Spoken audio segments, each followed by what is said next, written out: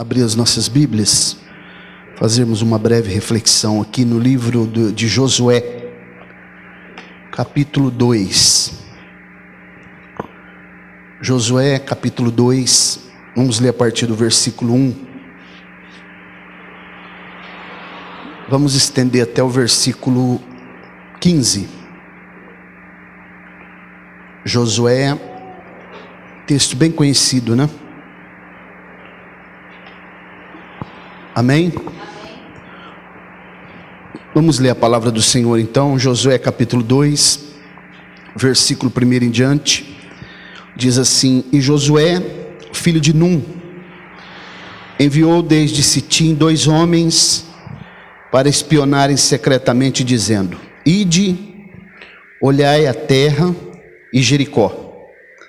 E eles foram e entraram na casa de uma prostituta chamada Raabe, e ali se alojaram.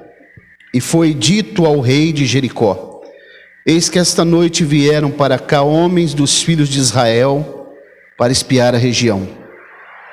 E o rei de Jericó enviou a Raabe, dizendo: Apresenta os homens que vieram a ti, os quais entraram na tua casa, pois eles vieram para espiar toda a região. E a mulher tomou os 2 homens e os escondeu. E assim disse: Vieram homens até mim, mas eu não sabia de onde eles eram. E sucedeu que na hora do fechamento da porta, quando já estava escuro, que os homens saíram. Não sei para onde os homens foram. Persegue-os depressa, porque os alcançarás. Só que ela os havia levado ao telhado da casa e os escondido com caules de linho, os quais ela colocara em ordem sobre o telhado. E os homens os perseguiram no caminho do Jordão, até os vales. E logo que foram, os perseguiam,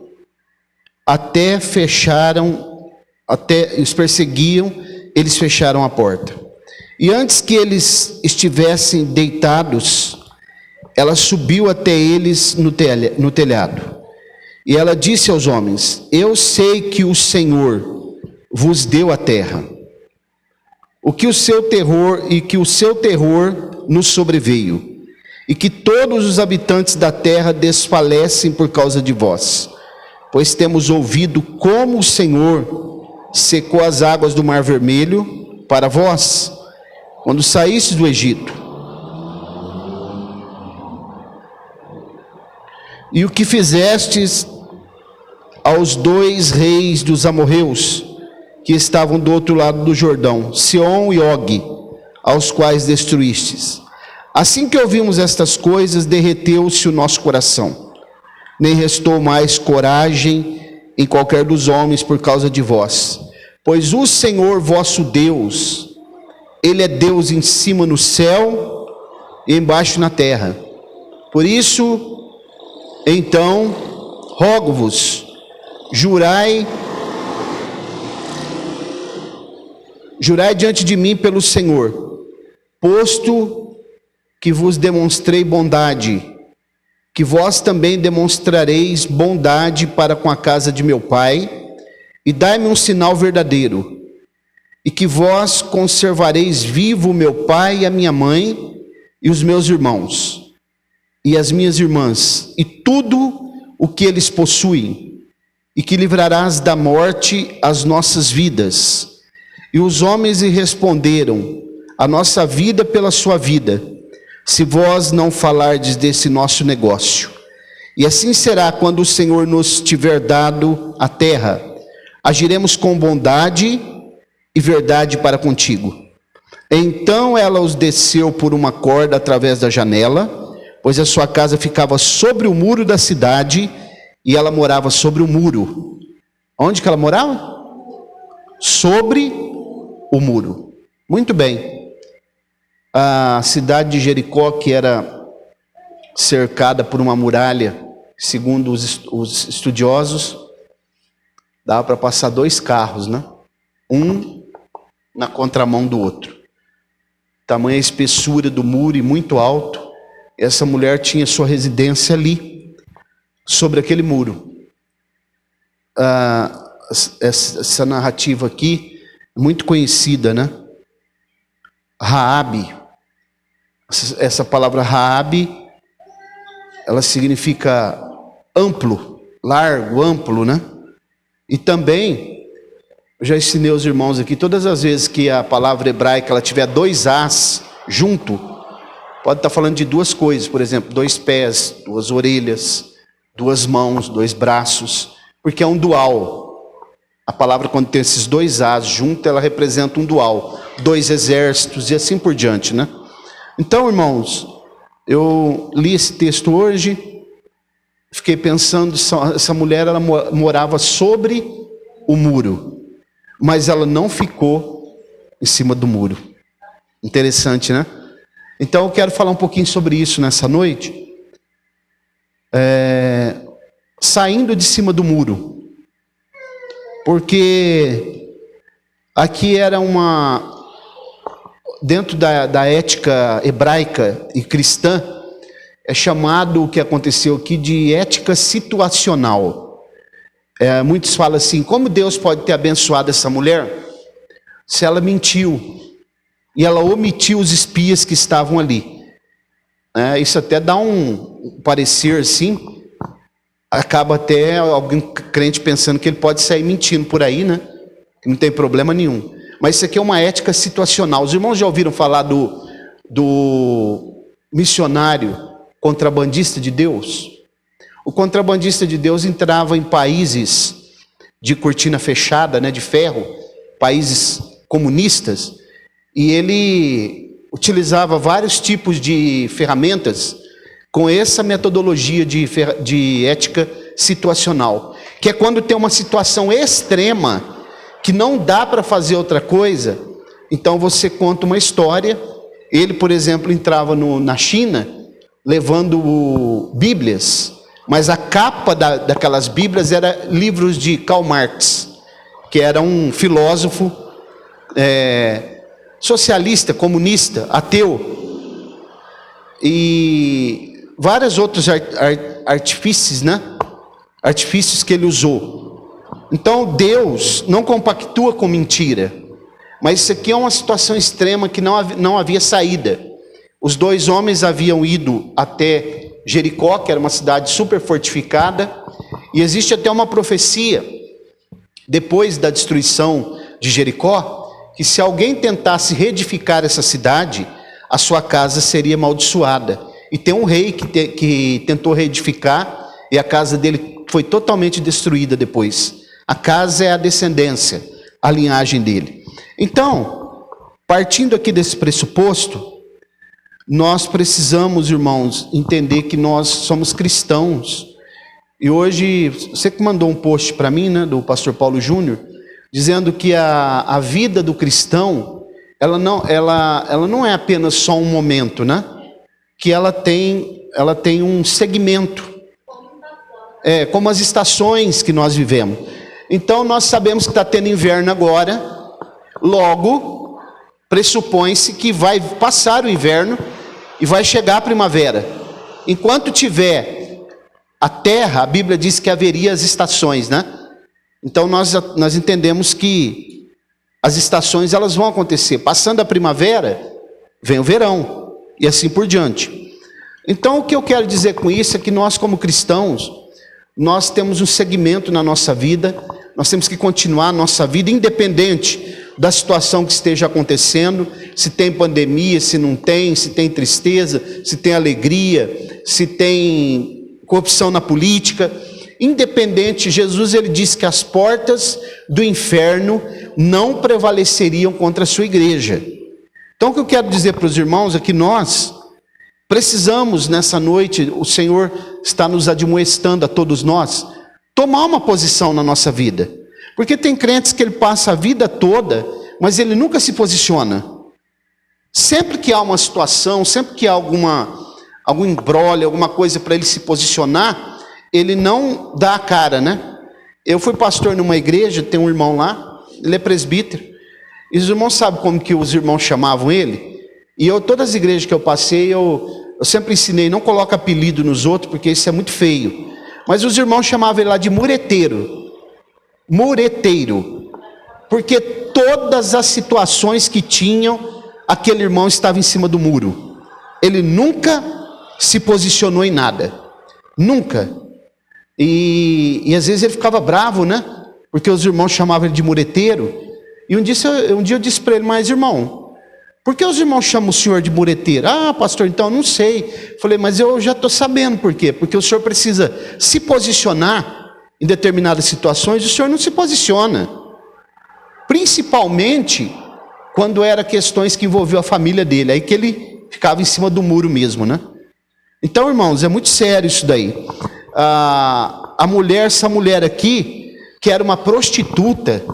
Mas interessante que quando a gente está lendo o texto aqui, a gente percebe que a primeira coisa que ela pensou, falando com os espias, já havia corrido a notícia que o Deus de Israel era o Deus Todo-Poderoso e que ele estava destituindo os reis, o rei de Og, né? Aliás, o rei Og de Bazã, né?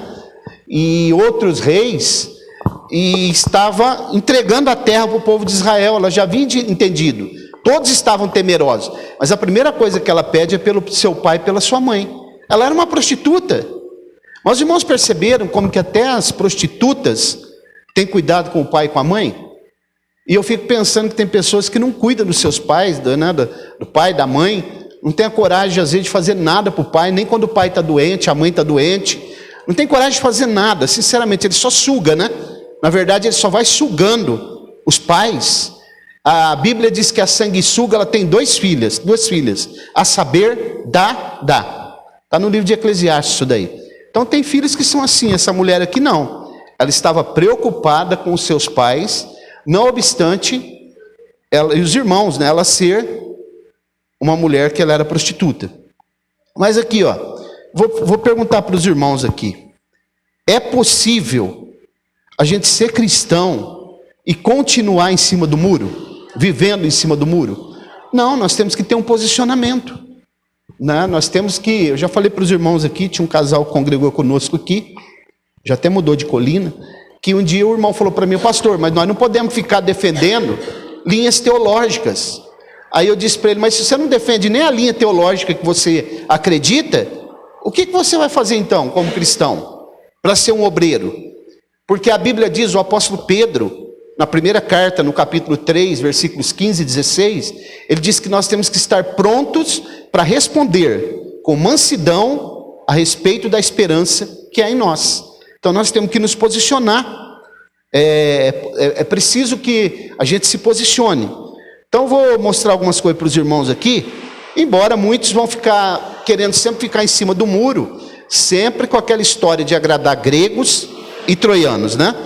Então, irmãos, ela morava em cima do muro, mas ela não ficou ela morava em cima do muro, sobre o muro, mas ela não ficou em cima do muro.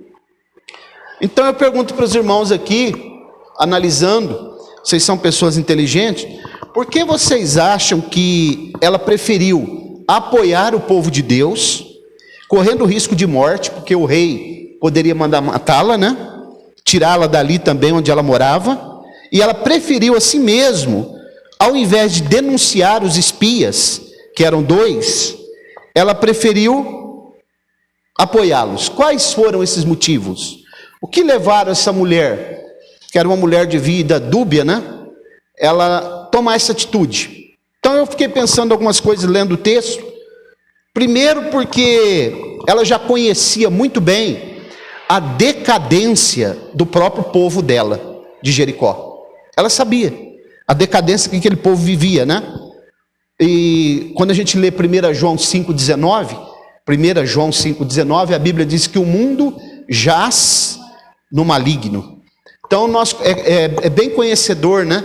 Nós somos cientes de como está esse mundo aí fora, e às vezes até a nossa própria família, né? Que muitos deles não querem ter um encontro com Jesus, não querem se abdicar de algumas coisas para servir a Deus. Então ela já sabia ela percebeu, né? Os irmãos sabem que hoje, talvez seja um pouco menos, mas nos tempos muito antigos, tempos bíblicos, e até um tempo mais antigo aqui no Brasil mesmo, as pessoas que mais sabiam das vidas das pessoas poderosas, daquelas pessoas que vivem uma vida dúbia também, escondida, uma vida promíscua e em casa ele é um santo, eram as prostitutas. Elas sabiam. Algumas delas se tornavam até confidentes dos seus próprios clientes, porque eles iam lá, acho que até hoje acontece isso, pagavam elas às vezes não para ter um relacionamento com elas, mas para contar a vida deles, né? E muitos que eram tidos como exemplos da sociedade frequentavam e até hoje frequentam, né? Um dia eu estava vendo uma prostituta sendo entrevistada num programa de TV e ela falou assim: ó, eu saio com muitos artistas, jogadores de futebol, eu não vou falar o nome deles aqui. E o entrevistador falou: não, fala pelo menos um. Não posso falar porque eu quero preservar os meus clientes, mas tem muitos deles aí, inclusive tem até um líder religioso, ela falou, aqui do Brasil, bem famoso, que me procura lá. E eu não vou nem contar o que ele quer que eu faça, porque é muito terrível, né? Então, irmãos, observem, ela sabe de muita coisa, e essa mulher sabia, ela já sabia, né, as mazelas que envolvia o povo de Jericó, cidade das palmeiras, né, conhecida como cidade das palmeiras, e ela sabia, ali na casa dela era um prostíbulo, ali ela recebia muitas pessoas, e ali se falava sobre muita coisa. Sabendo ela isso, que ela já sabia que Jericó estava condenada, então ela, que não havia mais futuro, nem esperança para aquela sociedade caída, ela resolveu se posicionar. Vamos dar uma olhada em Romanos 3,12. Romanos capítulo 3, versículo 12. Quem achar, leia em voz alta, por favor.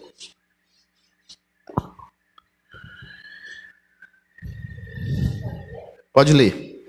Todos se extraviaram, juntamente se fizeram inúteis.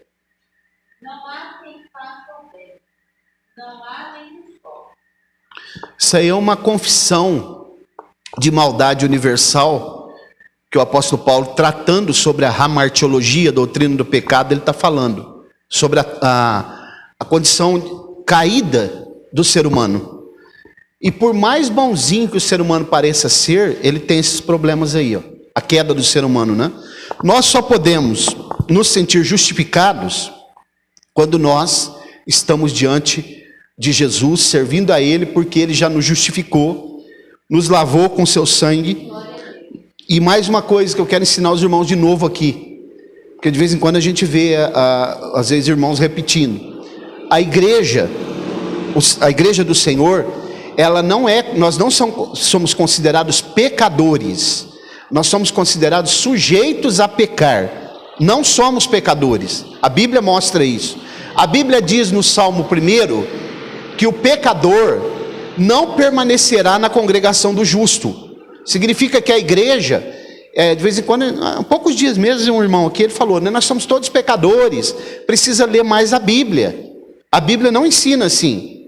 Então observe, que ela já sabia, né, irmãos, ela já estava totalmente ciente de que aquela sociedade era irrecuperável. E só existe uma esperança, só uma esperança, para o mundo que está caído e morto espiritualmente. Chama-se Jesus Cristo. Só Ele. Efésios 2:1 diz que Ele nos vivificou, estando ainda mortos em nossos delitos e pecados. Então nós que estávamos mortos espiritualmente, nós fomos vivificados. E tem uma notícia aqui para dar, né? Eu estava até conversando agora há pouco aqui. A doutrina do inferno, ela é real. O inferno existe. E o inferno não é aqui, como muitos dizem. O inferno é um lugar indescritível. E ele fica no final de uma estrada sem Jesus. Ok? No final de uma estrada sem Jesus. Essa mulher é um tipo de pecador que se arrepende. Sabiam? E que tem a sua vida transformada. Por isso que ela se posicionou. Ela não ficou em cima do muro.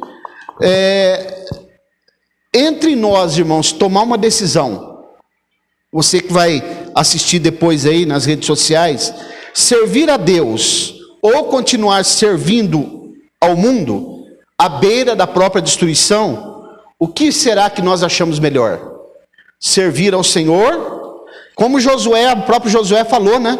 Quando ele estava diante do povo, o povo querendo apostatar, ele disse, ó, aqui tem dois caminhos, a bênção e a maldição. Vocês escolhem o que vocês querem. Porém, eu e a minha casa serviremos ao Senhor. Então, eu falo lá em casa de vez em quando, eu já sei o que eu quero. Eu já tomei a minha decisão. Eu quero seguir até o último dia, servindo a Deus, para eu não perder a minha vida eterna.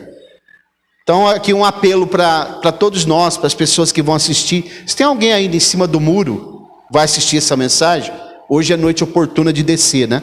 Outra coisa, irmãos, além dela saber a real situação, a promiscuidade, e às vezes nós sabemos, né, de tudo aquilo que envolve a nossa própria família, e nós temos dificuldade de admitir, não, realmente, a minha família precisa se arrepender, a minha família é caída, a minha família tem problema, tem dificuldade, né?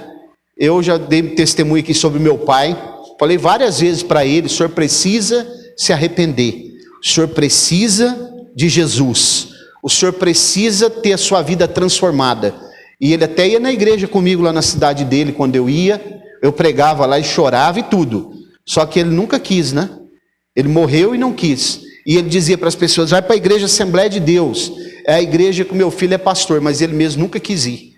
Então os irmãos percebam como que é o ser humano.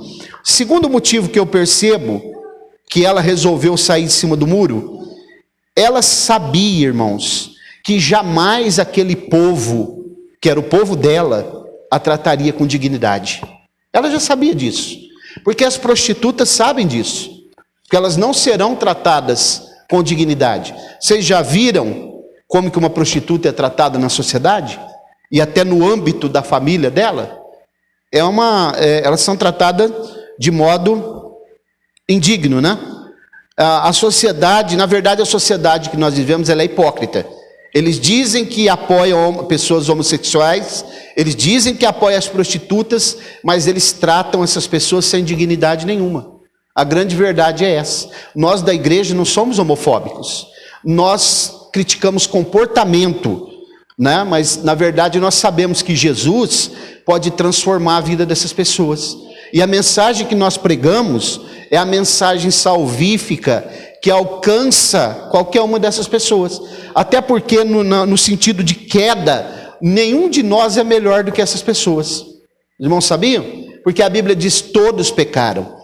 Todos estavam destituídos da glória de Deus. Quando nós estamos diante do Senhor, nós agora somos justificados, nós somos redimidos, né? Nós agora fomos regenerados. Mas antes, no outro tempo, como diz o apóstolo Paulo, vós erais trevas, mas agora vós sois luz, e foste transportado para o reino do Filho do seu amor, né? Então, irmãos, a grande verdade é essa. A sociedade hipócrita, né? Eles acabam usando o serviço das prostitutas e depois eles vão lá pagar de bonzinhos ainda, né? De homens de família, de homens íntegros, né? Na verdade, esse dia eu estava até pensando, né? Os irmãos imaginem Brasília. Imaginem Brasília, os políticos em Brasília, o que ocorre lá, naqueles bastidores da política. Os irmãos imaginam o que acontece. Há pouco tempo foi preso uma prostituta, uma mulher que ela estava envolvida com tráfico também, e ela seduzia os clientes, né? E depois ela fazia várias viagens para o exterior, fazendo contrabando, era de luxo, né? E aí depois tinha muitos políticos que estavam com medo, porque ela tinha falado de fazer um acordo, uma delação premiada, e entregar os políticos que ela acabou fazendo programa com eles, né? Eles estavam com o coração na mão, né? Então, irmãos, imaginem como que essa sociedade ela é hipócrita. Essa mulher, irmãos, ela era tratada como uma prostituta, nada mais. E os espias prometeram para ela que iriam tratá-la com verdade, com dignidade, e diz, a nossa vida pela tua vida. Depende de você, né?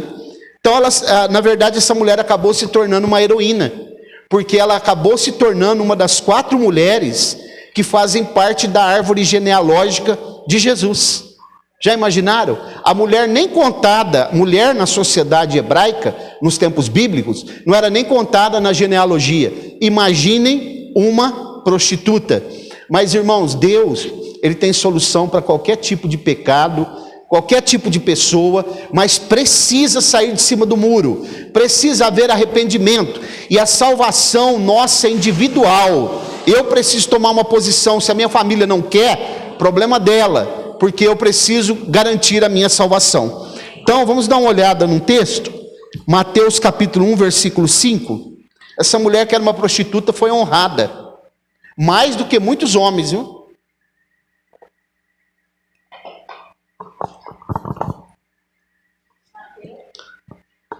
Vê se é o 5, capítulo 1, versículo 5. Pode ler.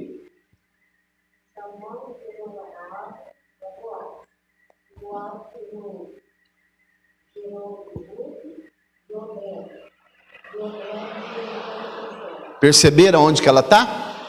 Quando Mateus começa a escrever o evangelho que ele narrou, ele precisava começar contando a genealogia, porque o objetivo dele é mostrar que Jesus vem da tribo de Judá e que ele é o rei. Então ele começa falando e ele cita quem? A prostituta Raabe, que foi honrada, porque ela tomou uma atitude, morava em cima do muro, mas não ficou em cima do muro. Mais um texto, Hebreus 2, versículo 9.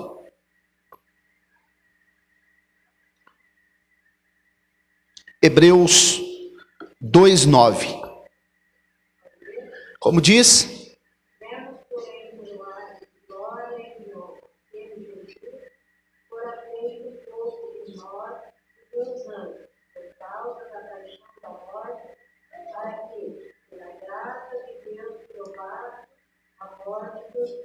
Ele foi coroado de honra e de glória, mesmo sendo menor, tendo sido feito menor que os anjos. Ele está citando aí o Salmo 8, né? Salmo 8. Mas por que eu estou mostrando isso? Porque essa mulher, ela recebeu a honra, ela foi honrada, mesmo ela sendo uma prostituta, de fazer parte da genealogia do Salvador do mundo. Então os irmãos imaginem, João capítulo 1 versículo 12 diz assim: todos quanto o receberam, deu-lhes o poder de serem feitos filhos de Deus, aos que creem no seu nome. Somente, irmãos, em Cristo, nós teremos o pleno reconhecimento da nossa dignidade. Se alguém quer ser tido como digno, né, porque a fé cristã, ela honra o ser humano. Jesus honra o ser humano. Por isso que o salmista diz que ele tira o homem do monturo de lixo, e coloca, que é o mundo caído, e coloca sentado no meio dos príncipes. Ele faz isso como ele fez com essa mulher, mas porque ela saiu de cima do muro, né? Então vamos pensar aqui nessa noite, se não há algumas situações que nós, às vezes como cristãos, em qualquer lugar, no trabalho, em casa, nos momentos que ninguém está olhando para nós não temos ficado em cima do muro em alguma situação, não? Quando nós precisamos nos posicionar como cristão, não, eu sou cristão, eu sou autêntico. Como eu estava ensinando os irmãos sobre várias teologias neoliberais que estão surgindo, eles não querem se posicionar, porque eles preferem ficar em cima do muro. Teologia da missão integral, teologia da libertação. Você sabia que a teologia da missão integral é uma versão evangélica, gospel, né? Da teologia da libertação? A teologia da missão integral é uma versão evangélica, protestante, da teologia da libertação, que é católica. Só isso, muda muito pouca coisa.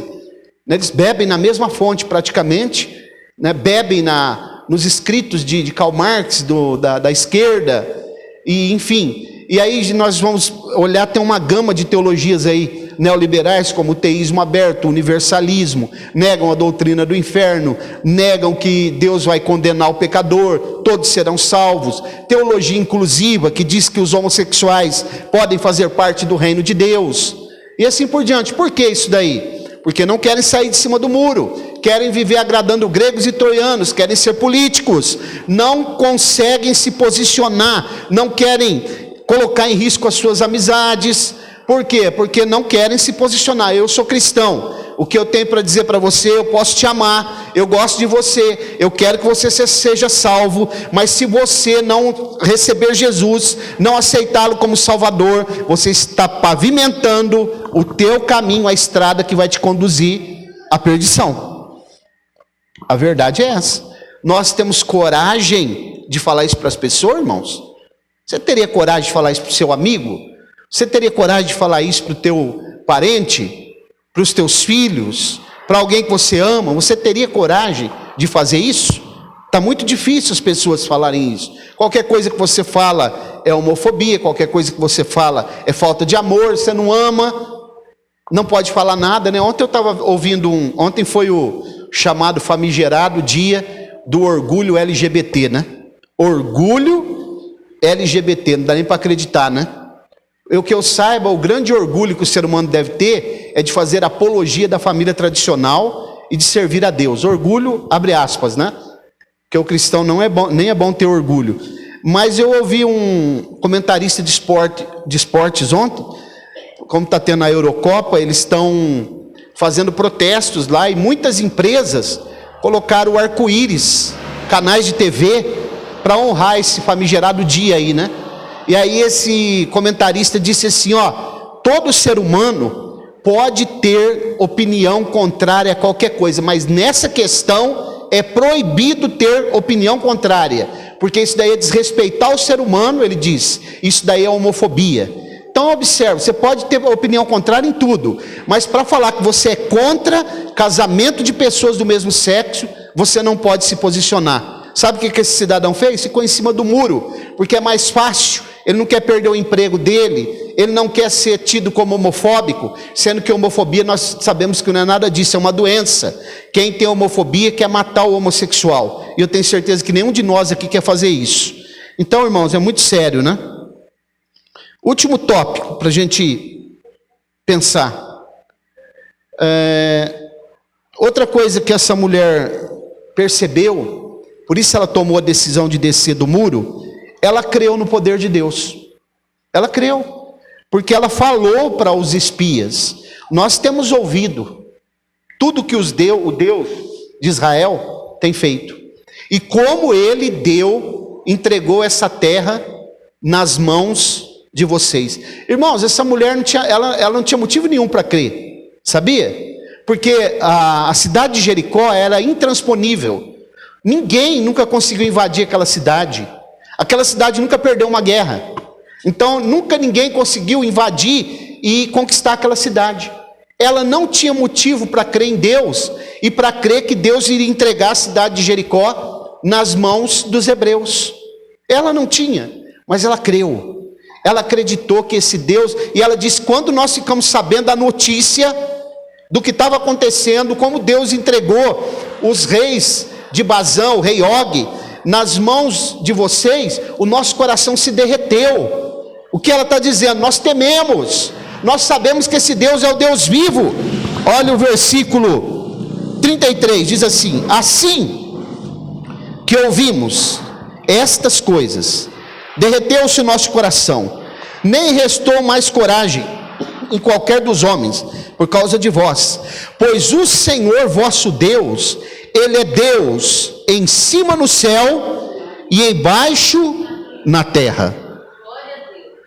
Uma prostituta creu que o Deus de Israel era o Deus Todo-Poderoso, que iria destituir a cidade de Jericó, que iria colocar as muralhas para baixo, e ela morava sobre essa muralha, né? Ela relata os feitos de Deus em favor de Israel, as notícias que tinham chegado. E nós também, como cristãos, nós temos que fazer as notícias do Evangelho, a boa notícia do Evangelho, chegar no ouvido das pessoas e descer até o coração das pessoas. Ela sabia, irmãos, que Jericó nunca tinha sido conquistado, né? Os irmãos pararam para pensar o testemunho, o valor que é a notícia chegando, a boa notícia. chegando ao coração das pessoas, ela temeu ao Senhor.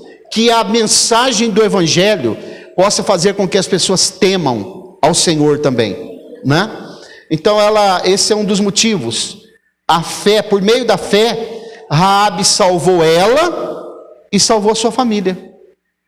Por meio da fé, por extensão, através da fé dela, ela salvou ela e a sua família.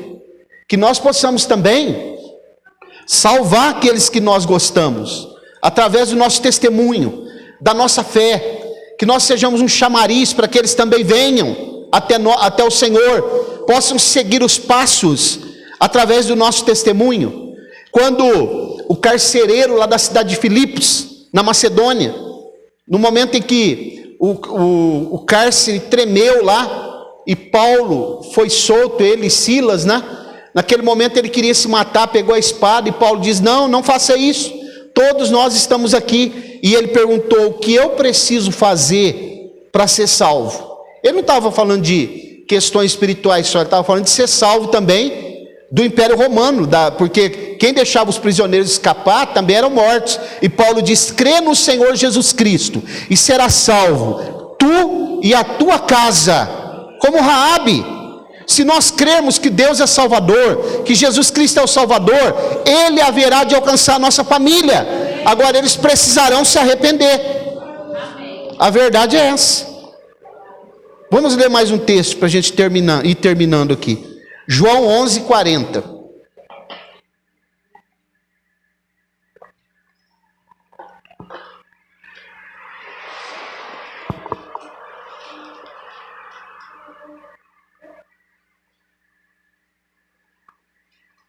Como diz?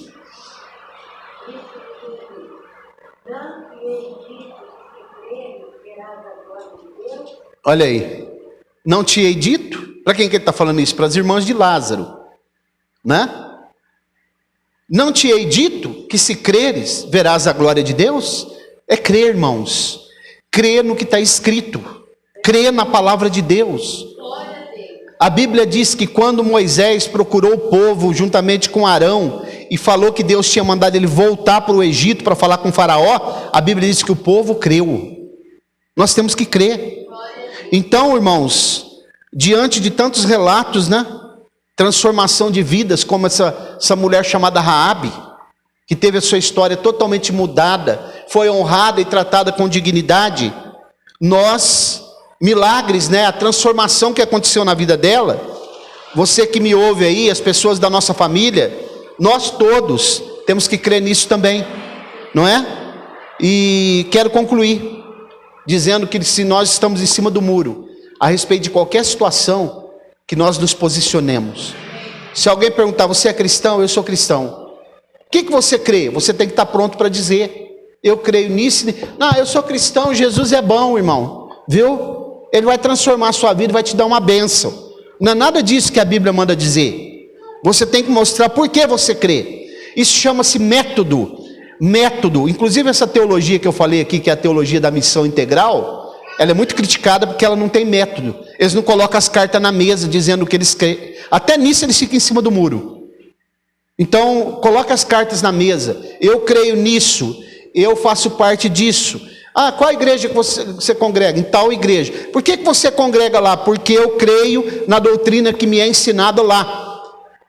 Então, olha aqui, concluo dizendo para vocês aqui nessa noite. Ela tinha vários motivos, né? Ela tinha vários motivos para continuar em cima do muro. Mas ela tomou a decisão de servir a Deus. Ela tomou a decisão e ela percebeu que ela estava perdida à beira de um precipício. A vida de promiscuidade dela e daquele povo condenaria ela. Então ela tomou a decisão, ela creu, né, no poder de Deus. Ela creu no Deus que derruba as muralhas. Porque quando a muralha desceu, foi como se tivesse um prédio sendo implodido. Desceu, de cima para baixo, a casa dela ficou de pé.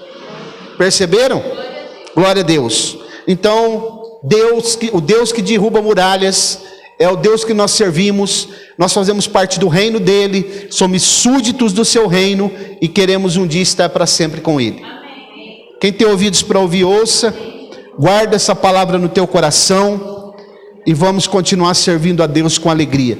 Vem orar, irmão Alexandre, por favor.